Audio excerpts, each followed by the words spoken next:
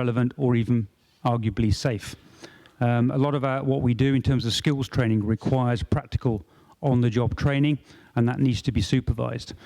So my question in sort of a long-winded way is that e-learning has its place, and it's, let's be honest, it's not a new technology, it's a very old technology. Now, e-learning itself is going through some transitions in terms of adaptive e-learning, and this is something which is taking advantage of big data and artificial intelligence. We're only beginning really to see the first prototypes of this that I've seen anyway, although it's been talked up as the next big learning technology, because it will be tailored towards the individual's needs, because it will be able to work out where you are in terms of your learning status. What sort of questions do you not need, and what sort of questions would you benefit from having? I can see that this is going to be a very interesting proposition as we go forward, but it's still very much in its infancy, and it will definitely have a place in aviation training. So my answer to that question in a sort of a roundabout way is that e-learning has its place, but it should not be relied on as a sole way of actually undertaking any type of learning, because aviation is not necessarily suited to that type of approach. It needs to have practical skills and attitude training. Richard, thank you very much. That's great. And if we can just put the poll, can we put that up on the screen, please? Because we've got a very interesting result now. We took away the all of the above option, and we have a clear lead there for resources and infrastructure being the main challenge in implementing AVSEC. In your experience, or in your view, at 74%, and that's well ahead. And the sort of political will, the prioritization comes next, but that's way down at 18%. And then knowledge and understanding is way down at 8%. So resources and infrastructure. And there's also one of the questions that came in from the audience. Part of this was around how do we ensure that a state that's receiving help is able to sustain the effort to strengthen their regime, but particularly relating to the acquisition and the maintenance of security equipment. So I'm just going to link those a little bit. So security equipment, essential to what we do as part of the resources, as part of the infrastructure that we're seeing clearly in the poll at 71%. So what I'll do is ask the panel here if anyone would like to sort of jump in and give us their thoughts on the results of the poll there, the issue around resources and infrastructure being the biggest challenge in implementing aviation security. Anyone particularly chucking a bit of security equipment at the same time? And Laurie, would you like to have a go at that? Infrastructure? Or Hugo? I'll go first. Hugo, good man, thank you. Just very quickly. So in terms of, maintaining equipment, and I just want to use an example that we've done from a New Zealand perspective in the Pacific Island states, is that the manufacturers have worked closely with a couple of personnel, and one in particular from Samoa, who New Zealand funds around the technical assistance that needs to be provided to maintain equipment. And then locally within each state, you'll have some other technicians who are trained to a slightly lower level to be able to go along and provide an immediate an assessment of what's needed, if there needs to be further work or technical work done on machinery. So we've made it very self-sufficient. It used to be that New Zealand would provide those technical assistance officers around machinery and send them out from New Zealand all the time. That took the resource away from us, so it goes partly into having the resource that's in the poll. But at the same time also, we wanted to then build the resource within those Pacific Island states. And that obviously involves, when you're looking at the way that the Pacific Island states are spread, a lot of travel. So hence the lower level technicians in some of those other states as well to do that initial assessment. Around sort of this there needed to be buy-in. We need to get buy-in. So it touched on a little bit of the question that Bernard answered around political will.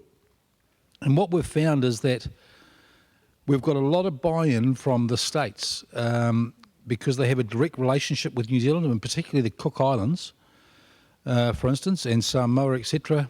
Because they're dealing with the New Zealand government at that Ministry of Foreign Affairs and level trade type all the time, they have got that buy-in and that political will to get on and get things done. One of the other big challenges that we found too is that when training these people and ensuring they're actually competent to conduct the technical assistance role, so that's around the resource and infrastructure, is that they needed to have a level of competency. Excuse me. Level of competency.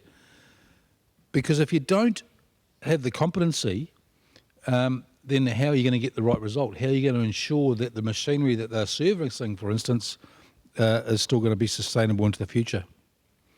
But the other thing we had to really get our heads around was the differences in culture. Understanding what their abilities were and what their approach was, and whether they're going to be really positive in that approach as well. So that was a challenge for us to actually learn the culture first before going to implement anything else. Thank you. So I would say one of our greatest lessons learned with TSA as far as donating or loaning equipment out was certainly the maintenance issue. And we kind of found out the hard way that, yes, everyone wants technology. Technology's great, but nobody really wants to deal with the maintenance or deal with expensive maintenance contracts. So what we wound up doing ultimately is that we would sign a 1-year contract when we donate the equipment, and that would cover maintenance issues for 1 year. But then we would have to have an agreement with the host government that they would effectively take over that contract after a year, and they would continue to maintain the contract so that the maintenance issues were no longer at issue. Because we found that you can send 30 ETDs to anywhere, but if none of them are actually operational, then what good are they doing for anyone, right? So, so I think that maintenance issue is really the biggest lesson learned that we found. Laurie, thank you. Hugo, thanks for that. So I'm looking down again through. I've got this this machine here that keeps giving me questions, which is great because they're coming from you, not from us. So so if we sort of still try and link a few of these things together. Now there's a question here about retaining trained people. Now, some of the questions that have not had a load of thumbs up against them apparently are lower down, so you don't necessarily see them on the screen. But there's a question here, nice and simple. How would you recommend retaining trained staff? This is something that I've heard in the last couple of days from people. You know, we train these guys and then they go and they work somewhere else.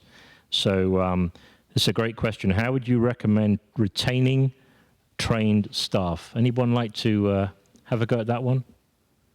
How do we keep the people we've trained? How do we keep them in AvSec? Richard? Yeah. It's like a relay. You bet. Okay, retention of trained staff is always a significant issue. Not just in AvSec, but in general, particularly in my area where I work in the airport services, ground handling, their throughput sometimes is about 40% a year. That's one of the areas that we have to try and deal with is the retention of staff. So what I'm going to talk about is probably equally applicable to a number of different auxiliary industries in relation to aviation. As far as AvSec is concerned, I think one of the things that the aviation security company in Hong Kong has been particularly effective with is actually carving out a career opportunity path potential for staff that come in. So as you come in as a general operator, you get trained, and eventually after about 8 or 9 months, you become screen trained. And then you've got the ability to get promoted on to supervisor, and then obviously do more specialized CTX screening, et cetera, et cetera. There's also a very, I suppose, quite a sophisticated scheme they're using in the aviation security company in Hong Kong, and that is actually providing a management trainee module, which will allow the early identification of a number of people, and they're looking at around about 10 to 15, who can actually progress on from basic entry level right through to senior management. And that is actually a program which includes a lot of on-the-job training and a lot of leadership and management and supervisory work which is done by the company with these particular staff. At the same time, there is actually a very strong chain of development in terms of supervisory training at different levels. So there is very much a progression carpet, I would like to describe it, for a lot of staff that come in. And I think that's one of the soft aspects that is very important to a lot of people. You can talk about money, you can push money at people, but a lot of things, it's not just about money, it's about their own self-esteem, it's about what they want as having a career opportunity. So I think the success of that program has been very much based on use of soft power and soft influence. And the retention rates in APSICO a number of years ago were very, very high, but they're now comparably low and much lower than many other operations. So I think that's a testament to how good that scheme is, and I think it's something that can actually be looked at by a number of other companies in the same sort of with the same sort of objective in mind. Thank you. Any other thoughts from the panel on retention? Yeah, I just want to add one thing, really, and that's around the ability. We work in a world these days where security has become very widespread, and no longer is aviation just the sole benefactor, I suppose, of trying to employ the right people to do the right role, whether it be screeners, dog handlers, or others that are conducting security functions. And because security has become widespread, you're going into dipping into the same pool of people that used to be a big pool for you, has now been reduced because of so many other organisations and other private companies are now reaching into as well to extract those personnel.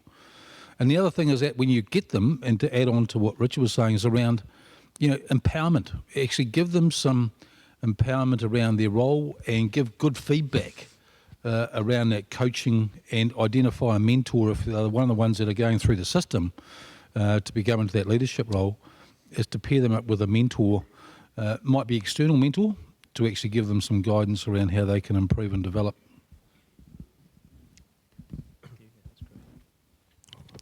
Thanks. I'd just like to add a couple of things here. To retain trained people or qualified people, there's a lot of it has to do with ownership. So can we give them ownership? Meaning, it's not just ownership of the skill, but ownership of the outcome that they're contributing to. So if we take an airport and airline environment, and if the security personnel, using them as an example, feel the ownership of what they do on a daily basis, which to many are routine, mundane, and seem unimportant, but if they own the outcome that a day has gone by with no incidents, thousands of people have flown safely out of the airport and arrived safely, that is the kind of achievement that at the management level, the management can make known to them, to these trained staff, that they have contributed to another day of peace, another day of sustainability, another day of profits, another day of success. So that kind of ownership, if we can build on it, it can go a long way, because it takes away the issue of money, it takes away the issue of everything. It becomes pride, and they want to be part of it. They want to continue to be there. The second thing I'd like to add about retaining of trained staff is giving them, following something like what Hugo said, but giving them that, he talked about empowerment, which is a very important thing too. But to go further from there, it's also about the mentorship. So if they can be seen as mentors to the young ones or the new ones, it also gives them a sense of purpose. I'm not here just to do a job. I'm here to build the next generation.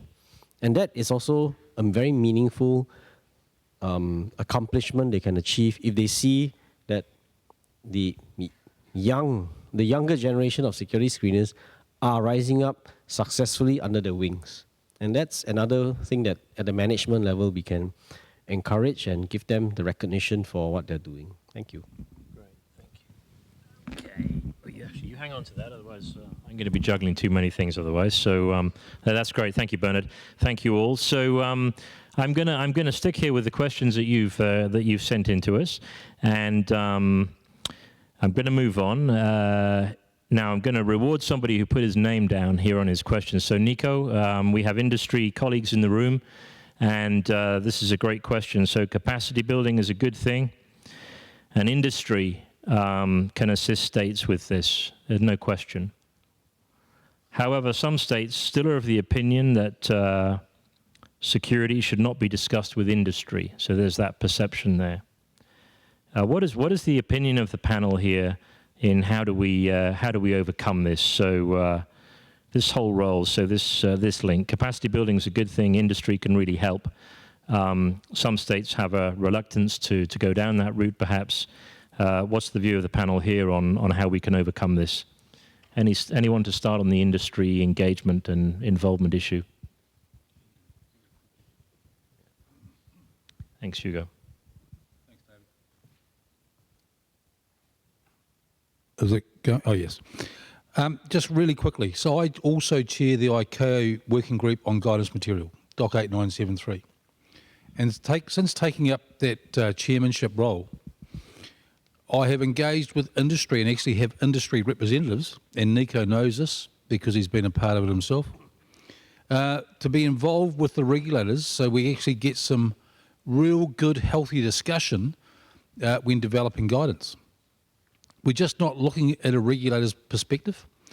So I think a little bit, Nico, as you well know, we've moved on from that now, and then particularly from an ICAO sense as well, is that when you get industry or actually participants in the system contributing to the development of such information or guidance, you're going to get a more robust and understood outcome because everybody takes ownership of their inputs, and then they actually find it a lot easier and understand the value of implementation of such guidance.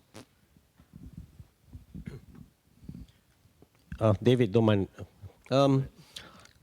This is actually one of my favorite subjects. To all regulators out there, my personal advice to you is engage the industry. And to all industry out there, my personal advice to you is engage the regulators. No one in this room, you, me, or others, can manage aviation security all by ourselves. It's impossible. It has to be a partnership. And I would say that it is our folly if both sides don't engage each other. I know what I might say next is may not sound very exciting to some people, but the truth of the matter is who, at the end of the day, implements the security measure out there to achieve the outcome. In many cases, it's the industry. In some cases, it's still the regulator, no doubt. But as we move, as we evolve in dealing with the new and emerging situations, if you look at aviation as a whole ecosystem, industry has an equally important role to play as regulators. And now it's a question of what roles are we playing? And if we are talking about things like capacity building and training, at the end of the day, it is the people at the front line who need it most, and they are the ones who know what best do they need.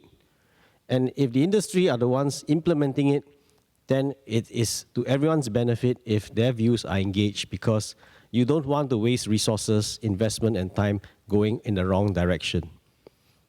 So the sustainability effect is also a factor here, because many times regulators write regulations, but regulators don't carry out the regulations. Industry will have to do it. an industry, we have to make it successful, number one. Two, sustainable. And that's where I think this engagement becomes important. If industry understands the outcome of regulations and regulators understand the difficulties faced by industry, we should then immediately talk and iron it out, because both are actually desiring the same outcome, although we are from different organizations. And I think that is something I strongly encourage everyone to do. Bernard, thank you. Poppy, did you want to talk to that? Yeah, except to concur with Bernard.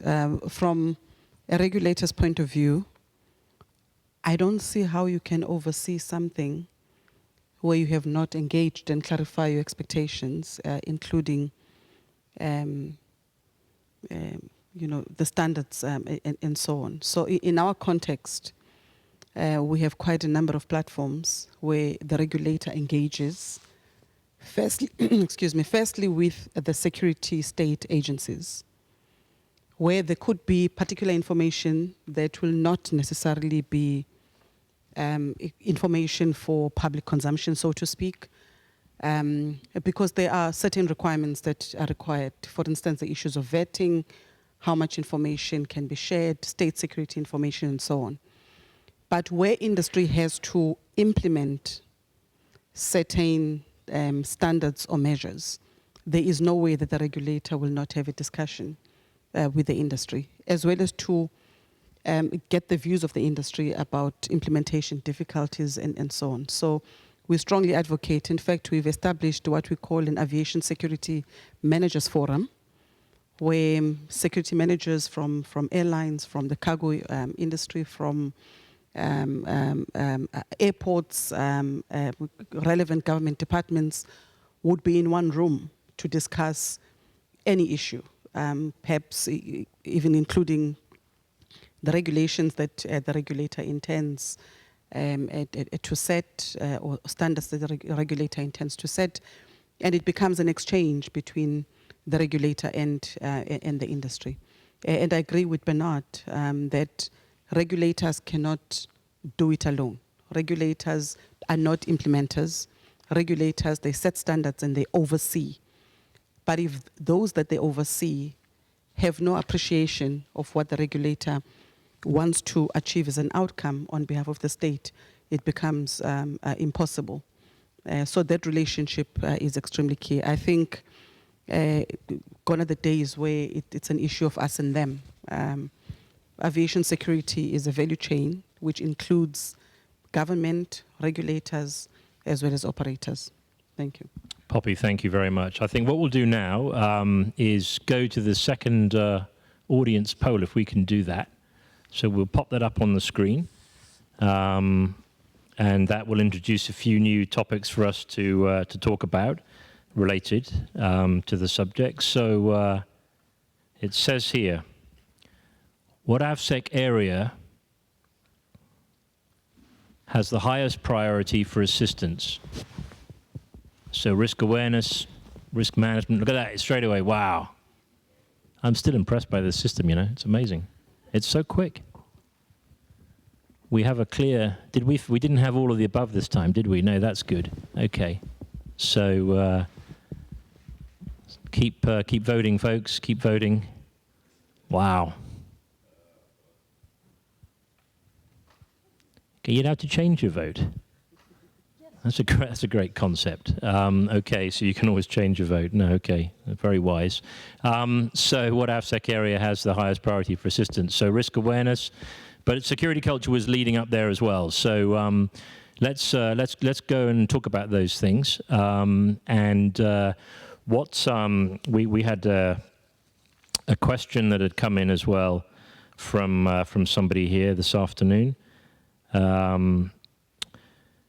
The question from three folk have given it the thumbs up from Anonymous. When training has failed to develop a security-oriented culture, what do you do next? So security culture. I think what I'm going to do is go to one of the questions that we'd prepared on security culture. And I'm going to let me go down to. I'll ask Richard first of all, and then we'll come through the panel. But in terms of security culture, the question really: why is security culture important, and how can we better promote security culture in capacity building? Richard, would you like to have a crack at that? Security culture. Yeah, sure. Thank you.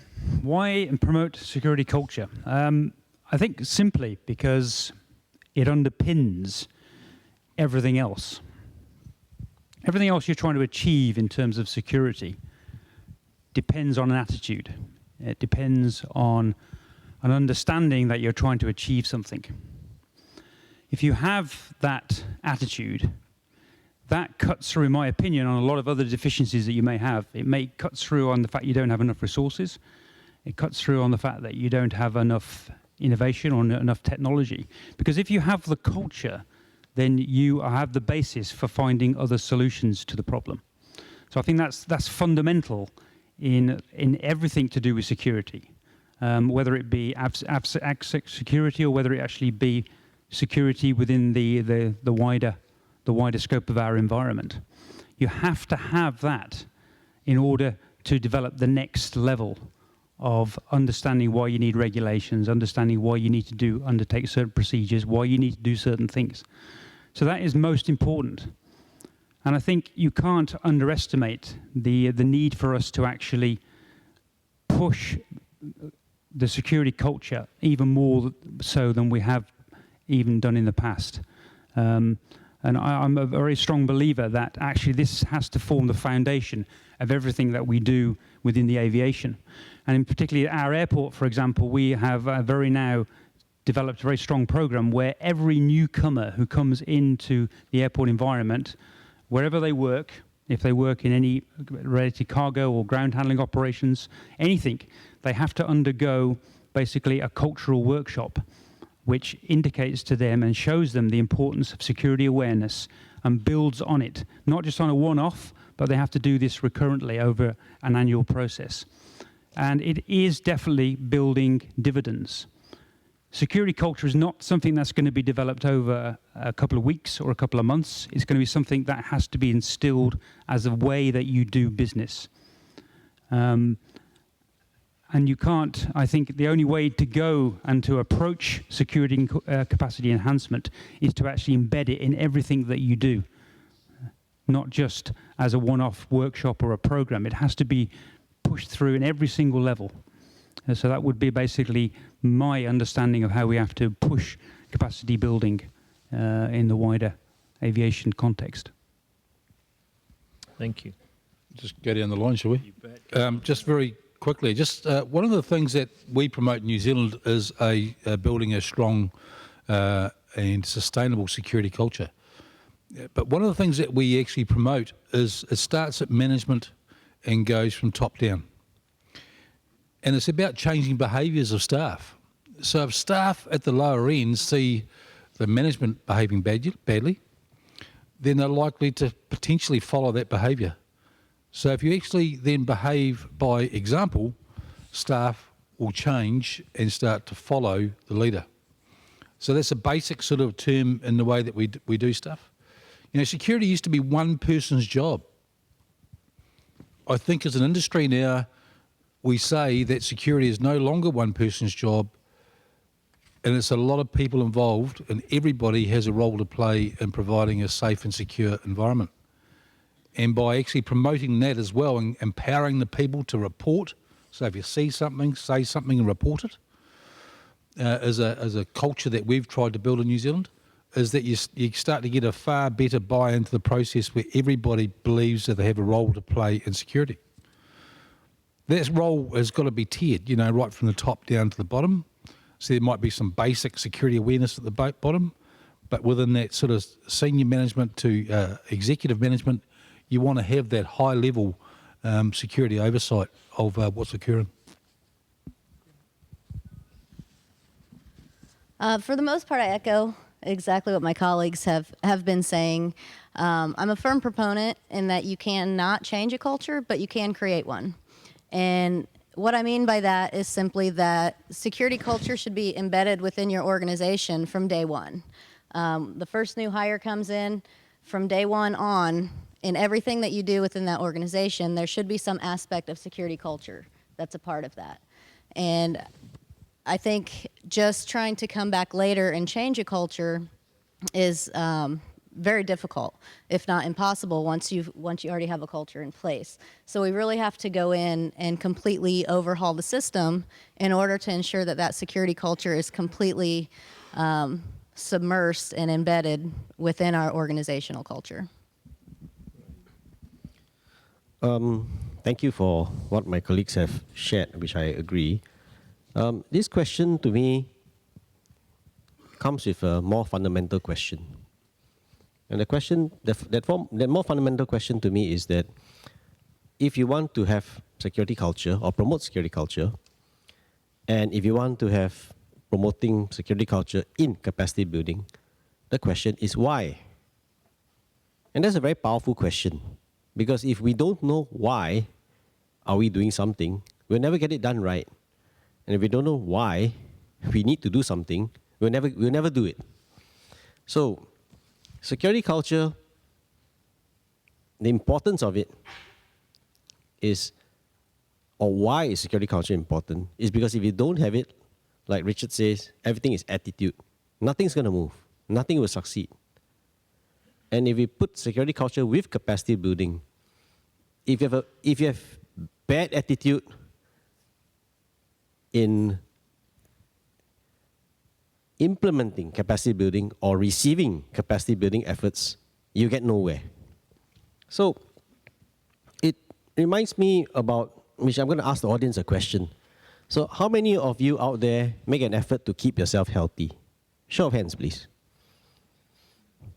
How many of you make an effort to keep yourself healthy? So quite a lot of people, right? Right, healthy. Now, how many of you out there buy health insurance? Show of hands. It's a waste of money, right? Don't you think so? I mean, you're keeping healthy, and you're buying. Security culture is like that. It's quite similar. It's all in your mind and in your heart. You want to keep yourself fit, and yet you don't want something, if something happens to you, you don't want to be at a loss. It goes back to the whole attitude. And similarly, why can't we apply that to capacity building or aviation security? So ask yourself the question. The question is why? Yes, so I agree with what everyone has said. I'm not sure about the last one. Yeah, the health issue. Yeah, but I think security culture is very important. I think it is no longer about an organizational issue, but it becomes a public issue as well. I think we've seen the spillovers. Hugo was saying, I think it's the US tagline, see something, say something, if I'm not mistaken. So there's a particular culture that is then defined, not only for the organization, but for the public as well. So the culture, I think, it now needs to be defined at a particular level. We can talk about governmental, and then, of course, it goes to different organizations. I'm talking about the regulators, the operators, and so on. Because if we talk about promoting security culture, it's no longer just about the organization. Firstly, I think it needs to be defined from the government's perspective. Perhaps the regulators, of course, will be doing it on behalf of the government, but it also needs to spill over to even the users of the services, those who are in the airports and out of the airports.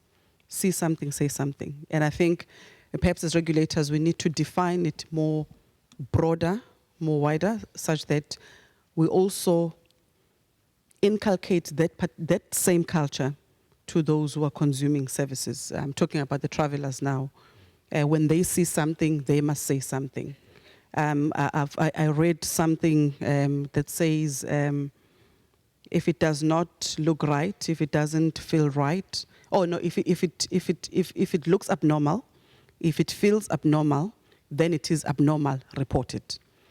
And that does not necessarily talk to the organizational or the people within an organization, but it also talks to the people outside of the organization. So you would walk into the airport and you start seeing all these messages. That, again, it kind of talks about the culture that spreads and to those who use the services as well. Poppy, thank you so much. So if we can we just pop the bars back on the screen there, so everyone can see them. So that's going to come up in a second, and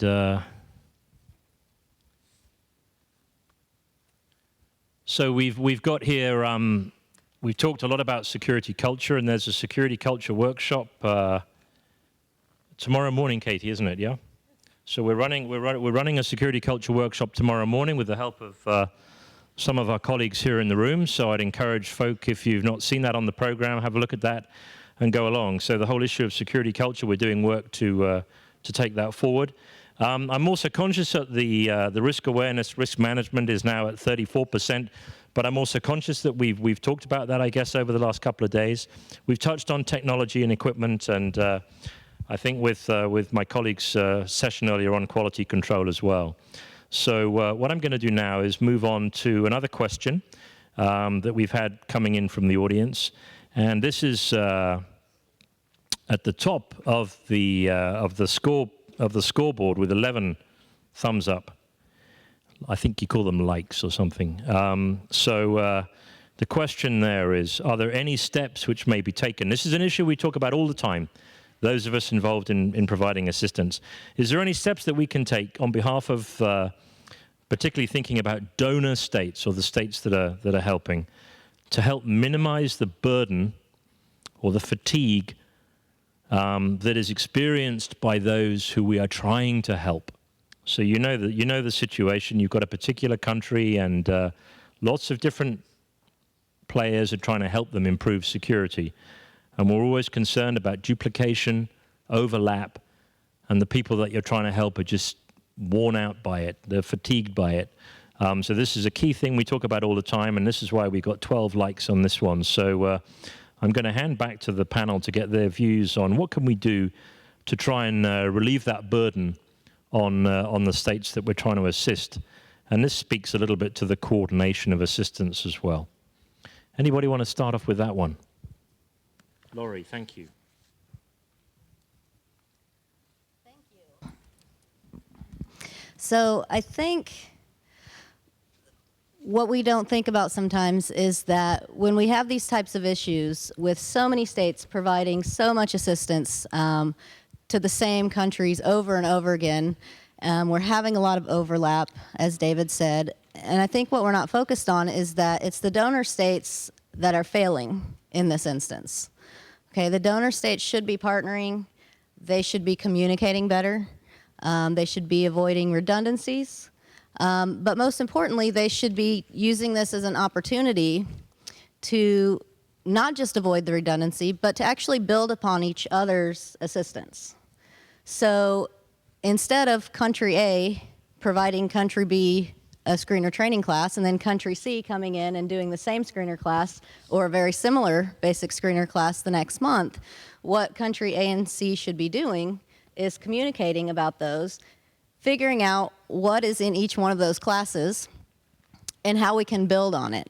So instead of going back and doing the same course, in essence, we're actually going and delivering a 100 level course and then turning around and delivering a 200 level course. So we're actually building upon the foundation that we've initiated. And so I think we need to, as donor states, we need to be communicating more. As I mentioned earlier, we need to be working through the ICAO regional offices as well to help us coordinate these multi-state efforts. But that communication and that partnership is really key to avoid that constant training fatigue that we're putting on a lot of these states.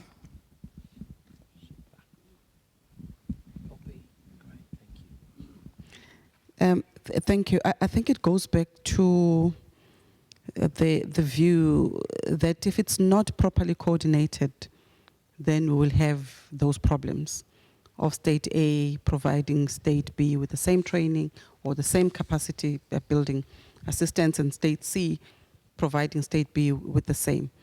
So the issue here is coordination. And our belief is that coordination must happen at ICAO, because somebody will be keeping track of what kind of assistance was provided by which state and what kind of assistance will be required next. Sometimes one gets the sense that, you know, we have budget allocations and we need to report to our governments how did we use the money, and sometimes it's not really thought through or fit for purpose. And I think strong coordination from the ICAO level. There is a unit, of course, that deals with the issues of support and development. Any kind of assistance need to be registered, and whether it's the regional office, whether it's the head office, or whether it is the unit within ICAO that deals with it, then it becomes coordinated, targeted, and it's outcome focused. Otherwise, I can imagine if everyone wants to give me one of the same thing, I get tired of it. I don't want it anymore because it's no longer fit for purpose. I have already received it, but can I turn it down? Maybe it might sound rude, so I'll take it anyway, but it's no longer useful. So some level of coordination is what we require the most. I'll tell you what I'll do here again. We're trying to cover off as many of the questions as we can that have come in today from you all here. And again, there was one that said anonymous at the top, but then I noticed at the end someone had put their name. So my thanks to Hamad Al-Muheri. Thank you, Hamad, very much indeed. And it's a question actually for Bernard, and it's related to what we've been talking about. So the question from Hamad, and two other people have given a thumbs up on that as well, is to Bernard as a former AVSEC panel chair, and bearing in mind your comprehensive AVSEC experience, what improvements would you recommend in capacity building activities, again, that would help to improve efficiency and effectiveness of those activities? So I think it's related.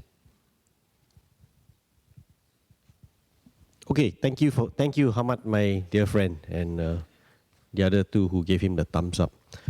I would recommend that once a capacity building effort has been completed, the state or the organization that has received that capacity building assistance consider introducing what we call rate teaming. So in Singapore, we have this thing called rate teaming.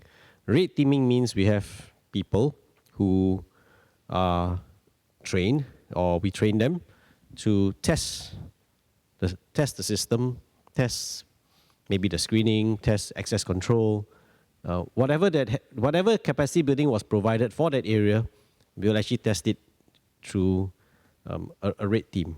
Now, a rate team exercise is not meant to be one where if let's say the personnel handling that area failed, they were found to be deficient. We don't punish them immediately. It is a learning exercise. We use it to point out these areas need to be improved, and if necessary, the personnel get further training, and then we'll come back again. And we don't tell them when. We don't tell them the time of day. We don't tell them when it's going to happen. We just appear and we test them. It's like a surprise audit and a surprise inspection. So for those who do well, because in this case, in all these cases, you are dealing with humans. We acknowledge their success and we celebrate it. For example, they can get little tokens of appreciation. It's made known to the colleagues that they did well. And these are things that go a long way because you incentivize them to sustain the capacity building that was given to them. At the same time, you incentivize those who are not there yet to want to be there.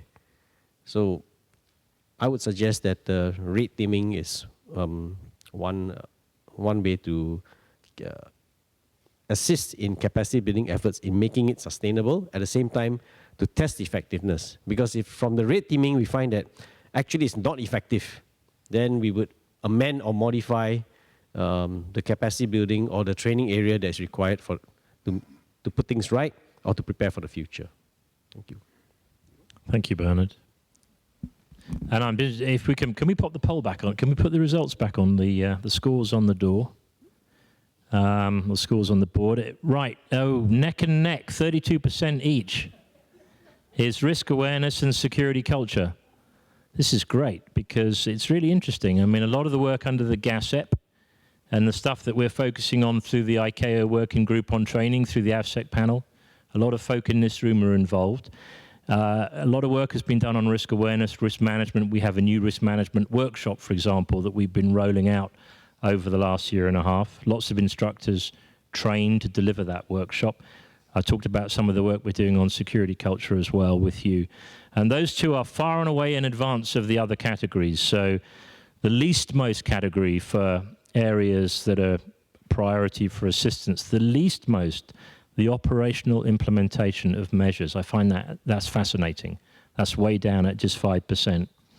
And then technology and equipment, which we've talked a little bit about, 13%, quality control, 14%. And as I say, far and away ahead of those is risk and culture. So there's some reconfirmation, I think, of the priorities that we've got with GASEP and the work that we've all been doing together. So that's back on the poll. So just looking through really the questions that we've still got up here from you all. I'm just looking through and seeing what would we could try and cover here.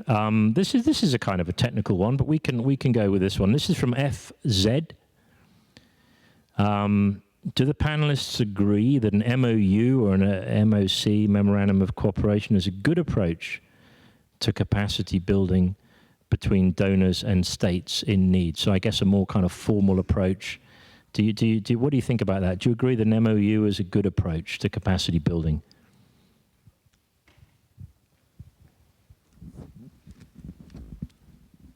I'll just, excuse me. I touched on this earlier when I talked about forming relationships with states, and that a state entering into an agreement like we have done with the Pacific Island states in New Zealand, for instance, have gone down the track of formulating MOUs. So there's a clear and transparent understanding of the deliverables, and that if you needed to actually enhance it or advance it any further, that can be discussed as to what level of detail you need to go to on furthering any other capacity building. So from a New Zealand government perspective, when we're investing a lot of time and a lot of financial costs into developing those states, yes, the government of New Zealand has seen a real benefit in going into formal MOUs. The only thing I would add there is an MOU is merely a document.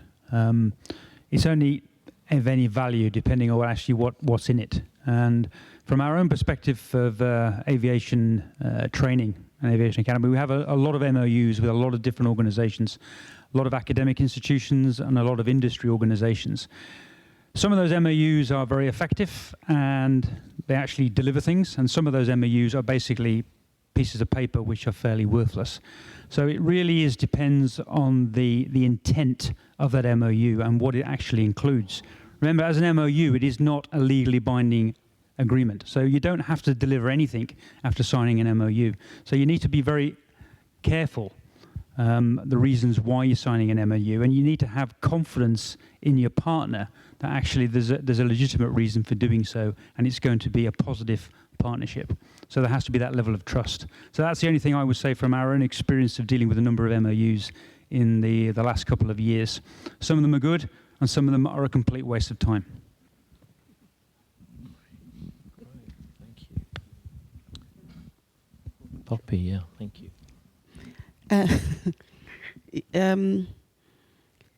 So in our context, firstly, there is a request because we move from a premise that we're not just going to go around and signing MOUs if they're not going to give any expression to what they're intended for. So if there is a request coming in, we have to sign an MOU, clearly stipulating the obligations of each party. And that is used as a basis for us to even engage further on a relationship. So in our context, that has been very useful, and I would strongly urge that we do enter into some formalization, because to me it's a measure of commitment from both parties. If you reduce it into writing, it kind of indicates. Perhaps there could be other circumstances that would prevent it from being implemented.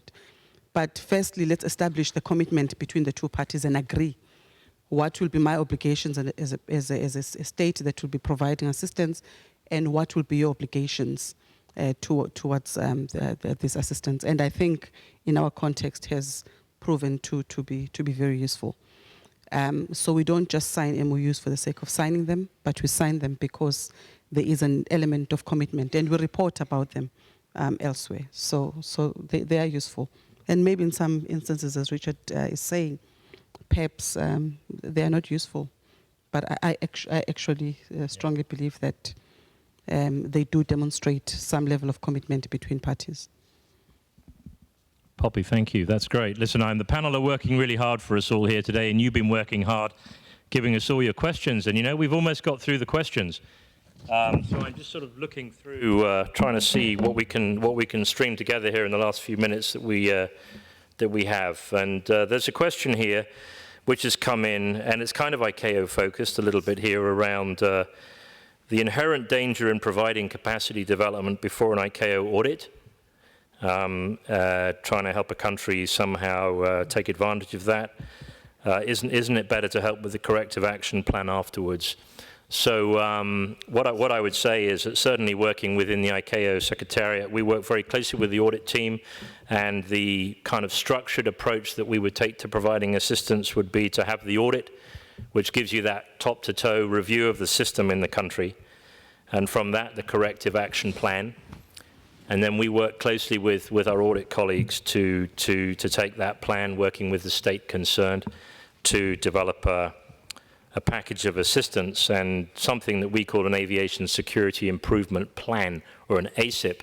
And this is really to echo Poppy's point. You know, we found the same, that we much rather have a formal, structured assistance program. So this is something that we can do to help our members. But that it needs the buy-in of both, clearly, the provider and the recipient, that we specify what we're going to do, we agree that, and then we get on and do the work in a structured way, monitoring each phase and only proceeding to the next phase if the thing is going well. So perhaps I can leave that as the answer to that question about the technicalities of how we manage the audits and the assistance before and afterwards.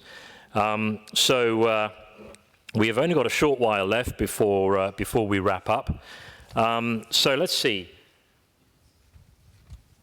We've got a lot of AVSEC experts here with us on the platform, and one of the questions that came in here was about the certification of aviation security personnel. I mean, that's perhaps not directly applicable to assistance, but we can take it on board. It's an important subject. So the question here: what percentage of aviation security personnel, including management, have to be certified?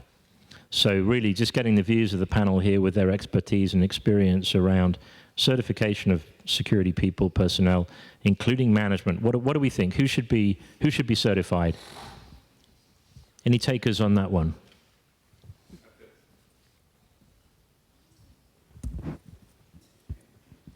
That's a very difficult one.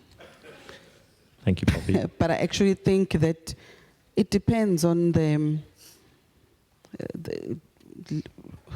for instance, we have a National Aviation Security Plan, as well as legislation or regulations in terms of who will be certified. Of course, we are all guided again by the ICAO standards and recommended practices. In our country, we certify all screeners.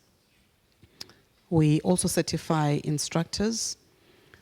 But then there is a particular level of proficiency that we expect from security managers. For instance, the issues of vetting.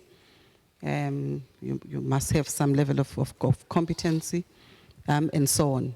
But in terms of the percentage, that we have not defined. Safe to say that we have categorized who needs to possess what level of competence, whether from a training point of view, and so on. So we've adopted our legislation that says if you are an aviation security manager, you must be vetted to a particular level.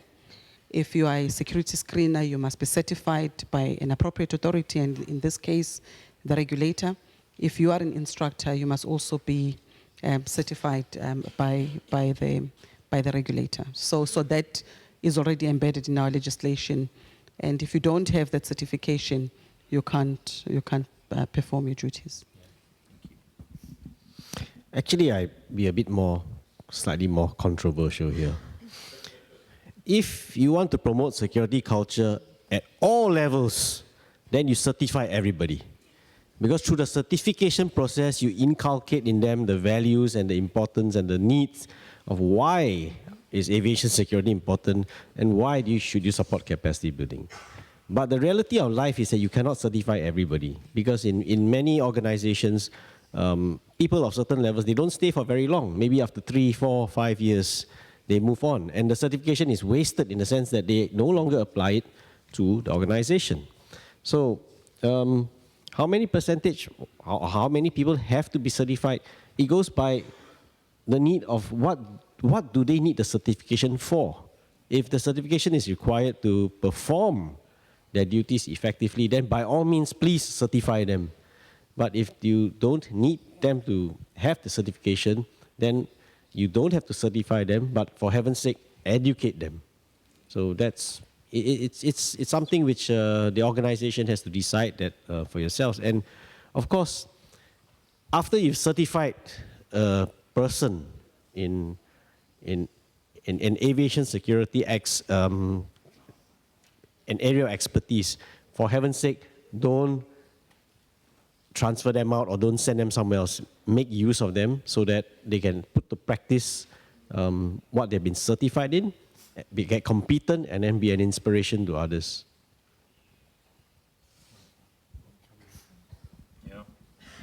I think that's great. Thank you, Bernard. Thank you, Poppy, very much indeed. And literally, I think we are within sight of the finishing line. It's been a great session, and we've had a load of great questions coming in.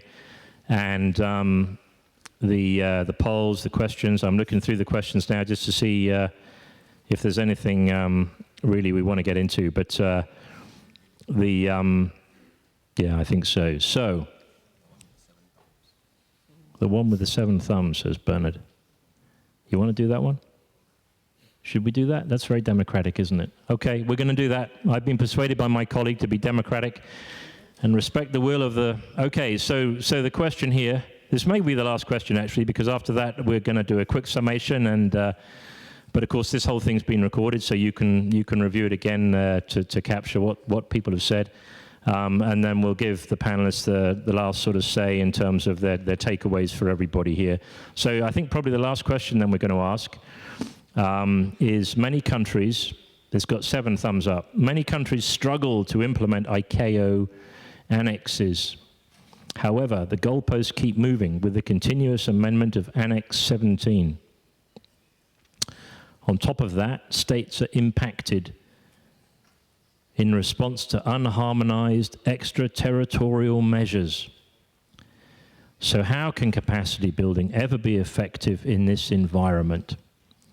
So it's an interesting question, but a few of you have put your thumbs up on that one. So we've got 9 now, so we're going to have to do it.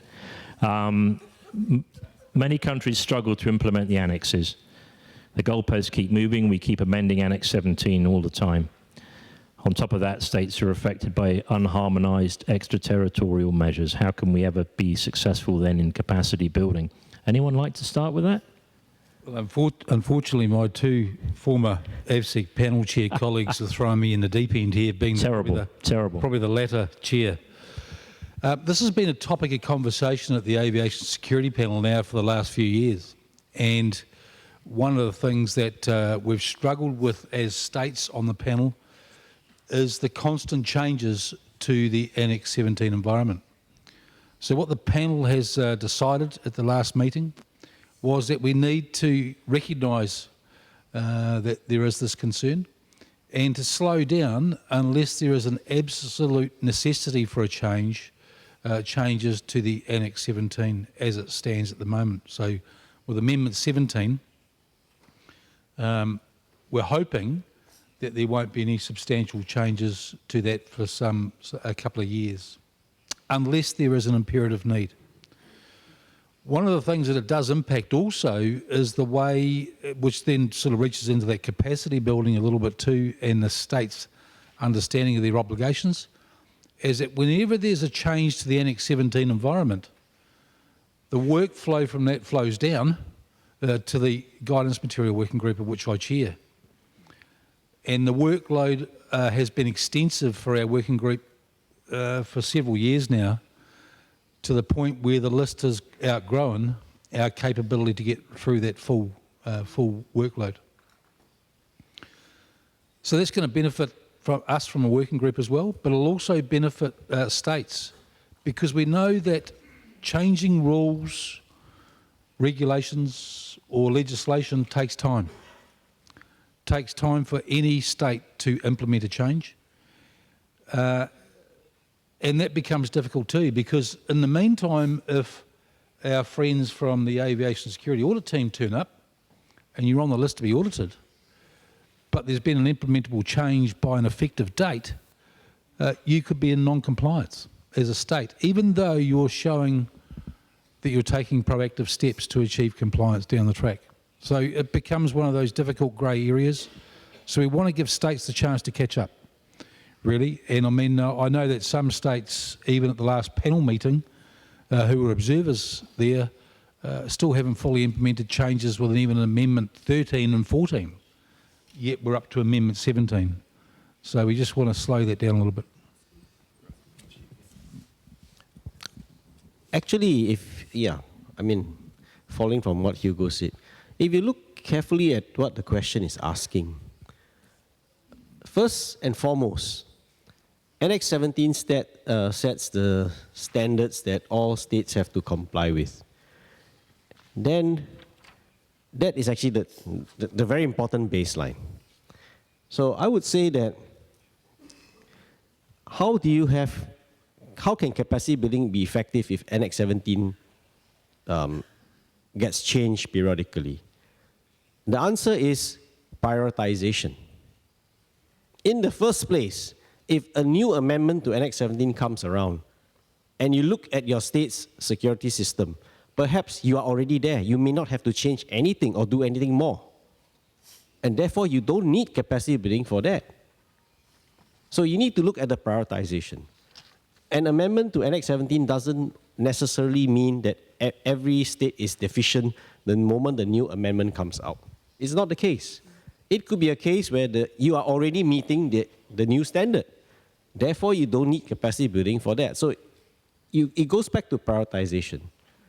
And in the 80 or so standards and recommended practices in Annex 17, if we prioritize what are our critical and most urgent areas that need capacity building, that is fundamental. Everything else will come along where resources and time is available. On top of the unharmonized extraterritorial measures, if you have measures that already meet the Annex 17 as well as your national requirements, then the next question to ask yourself is, does it meet these unharmonized extraterritorial requirements? If the answer is yes, you don't need capacity building for that. If the answer is no, ask the other state that gave you that unharmonized extraterritorial measures to give you the capacity building to help you. Because that's fair. You are asking us to do something that I can't do, then why don't you help us? It's a fair question, I think. So that's one way to get around it. You need to ask yourself the prioritization. I think that's the key to the answer to the question. Thank you. Thank you, Bernard. So I agree with Hugo and Bernard, but again, I think we also need to be mindful of the fact that these changes are not a nice to have. They are responding to a particular phenomenon. If they were really a nice to have, I'm sure we would have not made any changes to Annex 17 at all. They are dictated to by the events, the fast-changing environment, the evolution in the manner that we do things. For instance, the issues of cybersecurity were not an issue about, 5 years ago? But now they are on the top of the list. In fact, even if you look at the World Economic Forum top risks, cybersecurity is right on top there. The question is, do we then say we are not going to change Annex 17 because there's too many standards that we must implement? We cannot. Unfortunately, this becomes a very delicate balancing act that between ICAO and the states we must manage. But I do not think that at any given point, Annex 17 will remain constant because the environment is changing, and equally we also need to adjust the way we do business in order to mitigate whatever risks that are brought about the changes. Again, where I agree with my colleague Bernard is on capacity building in particular really is an issue of prioritization. We agreed about 3-4 years ago that it's too much, we need to slow down. Then Global Aviation Security Plan came with its own targets. So we're slowing down on SARPs, but then we have another plan which forms the basis of everything that is in Annex 17, because we are saying we must reach a particular target in terms of compliance. And that means that technically you must implement all SARPs one way or the other. So I think it's just a delicate balance. And perhaps to have it both in one question might just confuse and give an indication that we are going to slow down on passing standards. I don't think that will ever happen. We are talking about innovation. We are talking about remotely piloted aircraft systems and many other things. So for as long as there's constant changes in the environment, it means that we will constantly be adjusting the manner in which we do business. Thank you. Thank you both. Everyone's worked, as I said, really hard here. The guys up here, all of you giving us your questions and putting the whole thing together here. So I'm not going to repeat. I'm not going to try and summarize. I think everything has been clear, it speaks for itself.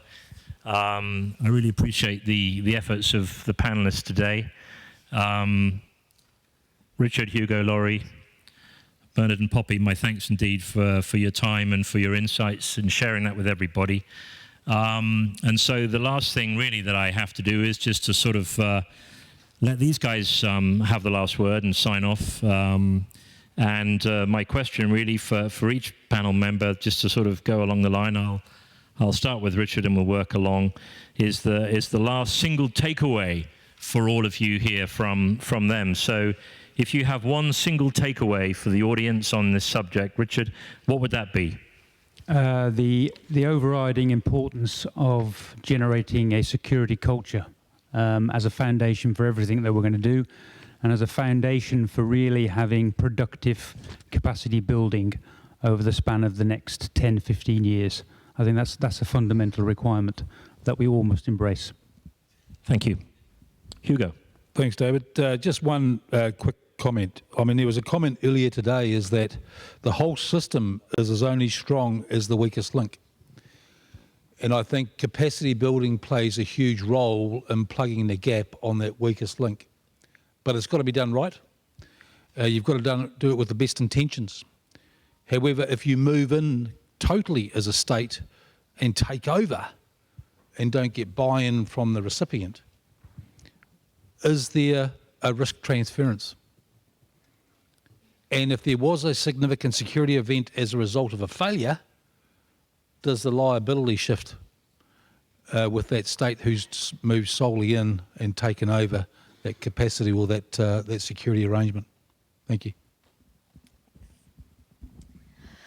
I would say the one takeaway really is to not be afraid to form partnerships, communicate, work with each other, learn from each other, expound upon what other people are doing, and continue to challenge yourselves.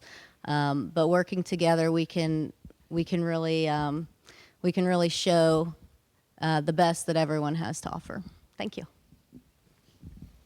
I just add that the success of capacity building, or in fact anything that we do, depends on good attitude.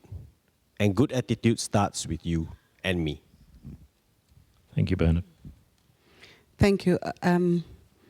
So my takeaway is that first, okay, Bernard stole my thunder. The one that says it starts with you. So let you be found doing something instead of sitting and waiting for someone to be providing assistance. Again, it starts with you. Because I think, firstly, we need to unpack and understand the socio-economic benefits of a thriving aviation system. If we don't understand the benefits of what aviation can do in terms of economic growth, in terms of social development or social progress, in terms of trade, and so on, then we might think that aviation is not important, and therefore we will not give much importance or focus in terms of developing this very critical sector of the economy. So I think states who are to receive assistance, firstly, take a leave out of the discussions in terms of why must we do it in the first place. And if you think you understand why it must be done because of the benefits that it can bring to your own state, perhaps the things will start changing. Again, those who are providing assistance, when you leave, there must really be a return on investment. Whatever assistance that is provided must have a staying power and not a dependency factor. So, thank you. Great. My thanks to the panel again. My thanks to all of you for being here, for listening, and I'm now going to hand back to Denny. Thank you very much, David, and the panel for, I think, an exceptional session this afternoon. And I invite you to give a very warm hand of applause for our session.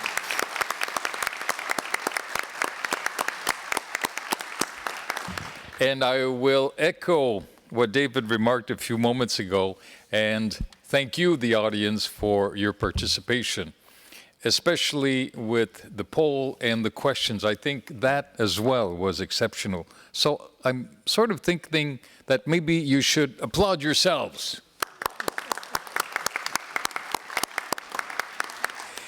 Finally, again, David and the team, thank you for finishing on time. We love that. David's golden rule. We'll remember that for the other AFSEC panels. And thanks to that, we will let you go. And as we said, enjoy Montreal. Fantastic weather, wonderful city. So walk around, go for dinner, enjoy. And tomorrow, we'll see you back at 9 o'clock in this room. And for those going to the workshops, please don't forget to register if you have not done so. So again, thank you. Thank you, panel. See you tomorrow.